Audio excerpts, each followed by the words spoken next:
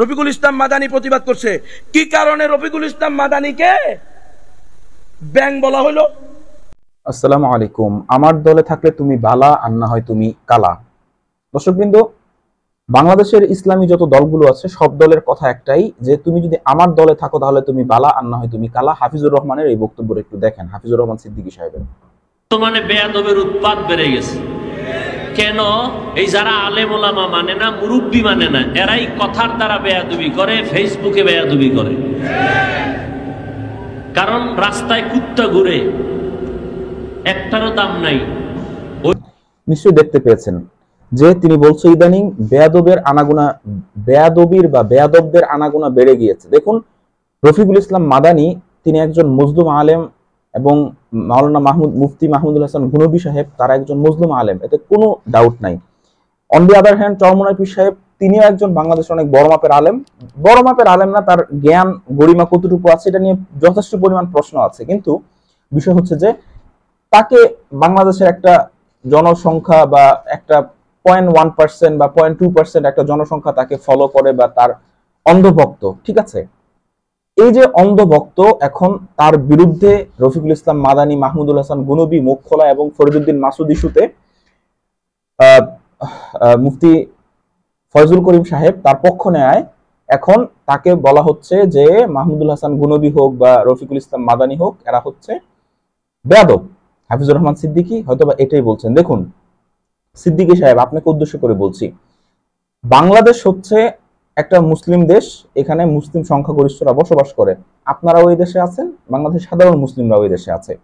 এখন আপনি যদি আপনার দল বা আপনার নেতার পক্ষে কেউ যদি না থাকে, আপনি যদি তাকে বেয়াদব বলে দেন, এটা আসলে কতটা যৌক্তিক?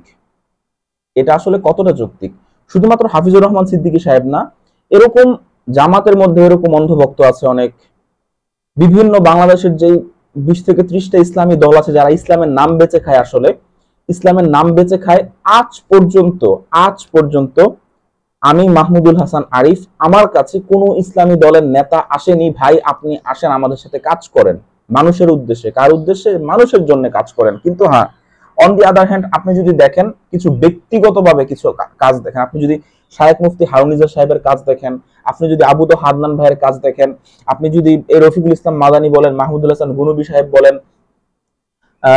মাওলানা মামুনুল হক সাহেব বলেন, কিন্তু মাওলানা মামুনুল হক সাহেবের দলও কিন্তু আছে, তারাও কিন্তু কখনো আমার কাছে আসেনি, বলেনি যে ভাই আসেন কাজ করেন, আমাদের সাথে মিলেমিশে কাজ করেন।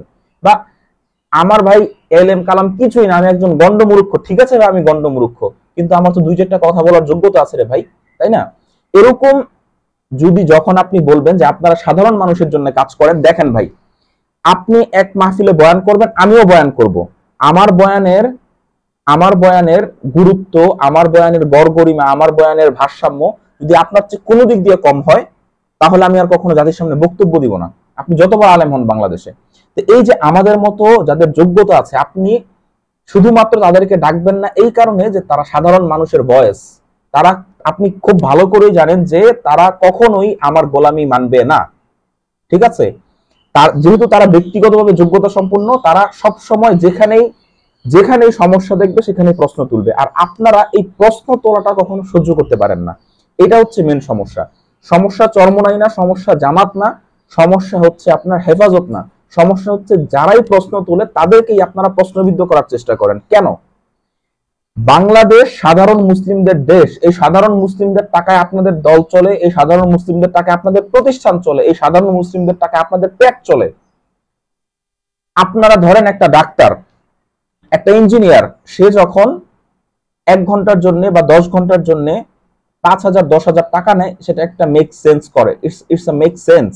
কিন্তু আপনি দিনের কথা বলে আপনি 50,000 টাকা নিবেন 1 ঘন্টায়, 1 লাখ টাকা নিবেন, 40,000 টাকা নিবেন, হাউ ইজ ইট পসিবল? বাংলাদেশের কোন প্রান্ত থেকে কোন প্রান্ত পর্যন্ত যাইতে আপনার হচ্ছে মানে যদি আপনি রাহা খরচের কথা বলেন, অর্থাৎ পথের ভাড়ার কথা বলেন, কোন পথ থেকে কোন জায়গা থেকে কোন জায়গা পর্যন্ত যাইতে আপনার হচ্ছে 40,000-50,000 টাকা লাগে আমার জানা নাই। আপনি যদি গাড়ি ভাড়া করেও যান, তাও সর্বোচ্চ গেলে 10-15-20,000 টাকা লাগবে, এর বেশি লাগার কথা না।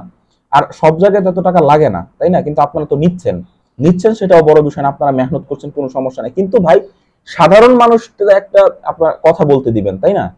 সাধারণ মানুষ একটা কিছু বললেই আপনারা সাধারণ মানুষের জন্য কাজ করবেন না, আপনারা আপনাদের নিজেদের আখের গোছানোর জন্য কাজ করবেন, আপনারা নিজেদের স্বার্থের জন্য কাজ করে সেটা সাধারণ মানুষের উপর চাপিয়ে দিবেন, নিজেদের আকীদা, নিজেদের বিশ্বাস, দূষিত বিশ্বাস মানুষের জন্য চাপানোর চেষ্টা করবেন। আর দিন শেষে সেগুলো নিয়ে কেউ কথা বললে আপনারা তাদেরকে বলবেন তারা বেয়াদব, তারা হচ্ছে আপনার বেয়াদবি করছে, এই সেই। It doesn't make any sense. বাংলাদেশের মানুষ আলহামদুলিল্লাহ এখন অনেক বেশি শিক্ষিত, অনেক বেশি ম্যাচিউর আগের চেয়ে। সো এই ধরনের আপনার হচ্ছে অদ্ভুত কথাবার্তা বলে অযথা নিজেদের গ্রহণযোগ্যতা নষ্ট করবেন না দয়া করে, ঠিক আছে? সকলে মিলেমিশে থাকুন, ঝগড়া মুক্ত একটা বাংলাদেশ গড়ুন, সাধারণ মানুষের দেশ বাংলাদেশ। একটা জিনিস মনে রাখেন শেষ পর্যন্ত, কোনো পীর আর চিরের দেশ বাংলাদেশ না। হাসিনার মতো একটা দানবকে যদি এই বাংলাদেশের সাধারণ জনতা ফেলে দিতে পারে, আপনাদেরকে ফেলে দেওয়া কোনো ব্যাপার না, এতটুকু মাথায় রাখেন।